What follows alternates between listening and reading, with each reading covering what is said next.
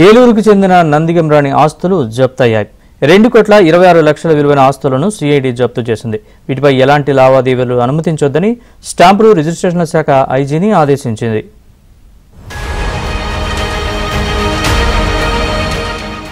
ఏలూరు జిల్లా కామవరపుకోట మండలం తడికలపూడిలో Harshita English medium school, Harshita educational సొసైటీని గతంలో నిర్వహించిన నందిగం రాణి, నందిగం ధర్మరాజు, గవర్నీ రమేష్కు చెందిన 2.26 కోట్ల విలువైన స్థిర చరాస్తులను రాష్ట్ర ప్రభుత్వం జప్తు చేసింది.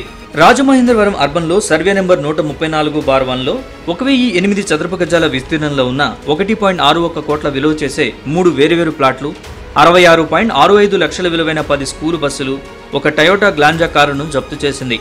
ఈ మేరకు హోంశాఖ ముఖ్య కార్యదర్శి కుమార్ విశ్వజిత్ ఉత్తర్వులు జారీ చేశారు.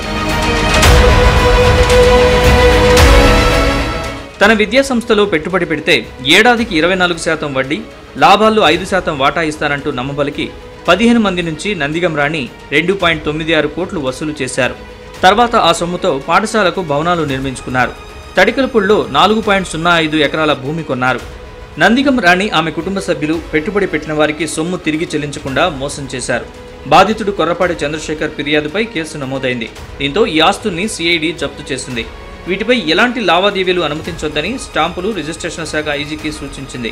గతంలో కూడా నందిగం రాణికి సంబంధించిన 14.74 కోట్ల విలువైన ఆస్తులను సిఐడి జప్తు చేసింది.